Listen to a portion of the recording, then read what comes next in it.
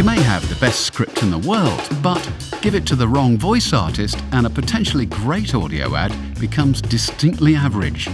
Welcome back to Tripod, an essential guide to audio advertising from Trisonic.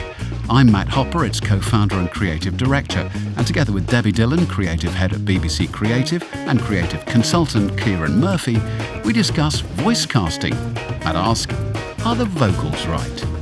So we know how important the briefing process is. We know how important the writing is.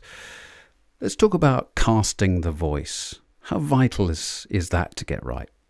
Really important. It is the front door. I think you were talking about front doors earlier on, for the listener onto your brand. That whatever voice you cast will represent your brand and your brand's values. So yes, it's very important what that voice is saying. It's very important what music you're hearing and sound effects and delivery. But that actual voice, whatever personality that voice has or is delivering, is your brand in audio terms.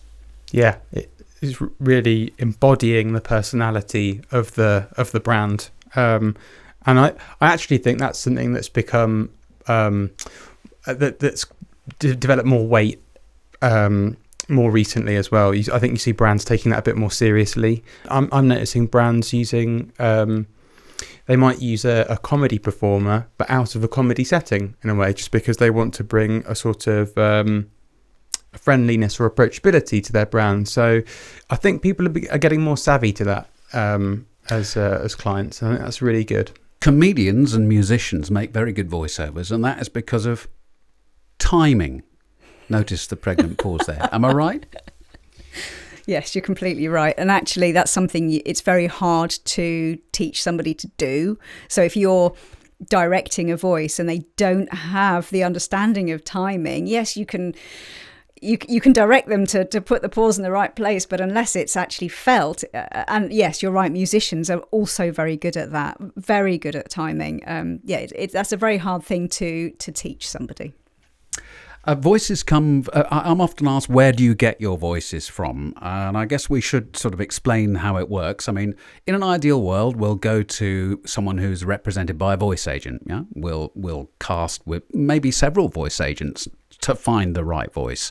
If we haven't got the budget to do that, the next step down is what? There's a whole band of freelance voices out there with their own home studios that we have to connect via remote connection of some kind. So is there any difference between them in terms of if you're looking for a particular type of voice, would you be able to find it in sort of what I would call division 2 rather than going to a voice agent, do you think? I would say maybe 80% of the ads that I've made have been with that larger, more reliable pool of voiceovers that maybe you hear more regularly.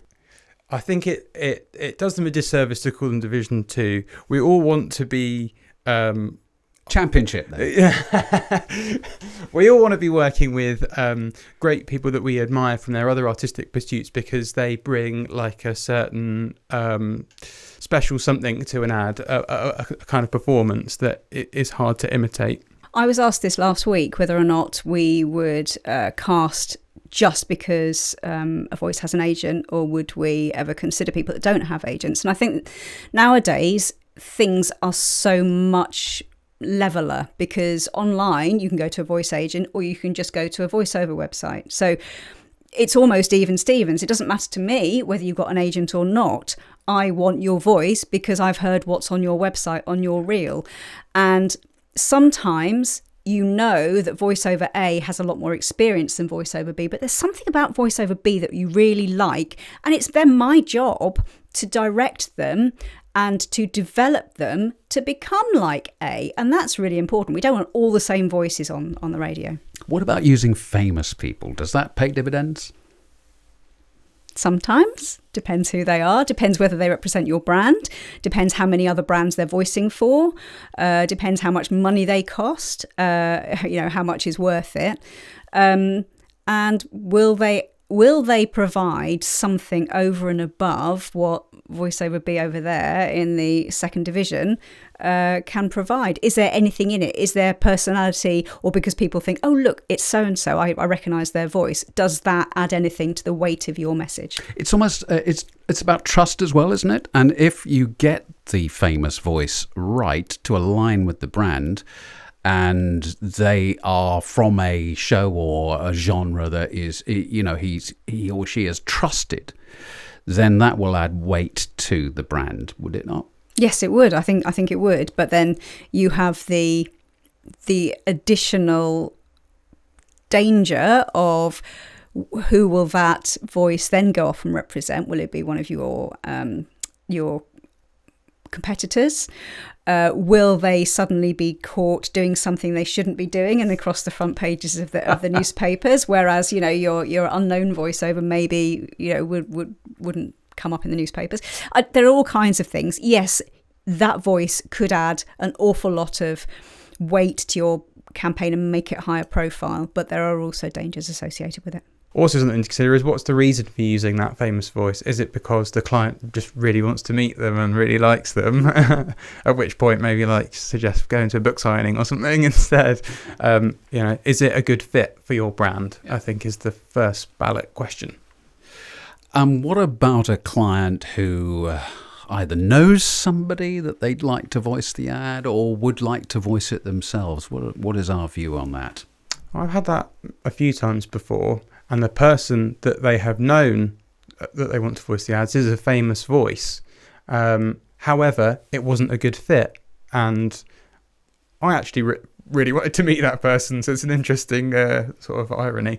Did you end up using... Well, no, I had to say no. I don't, as much as I would love to use this really funny person that I admire, I don't think it's quite right for the brand. Maybe I would suggest using...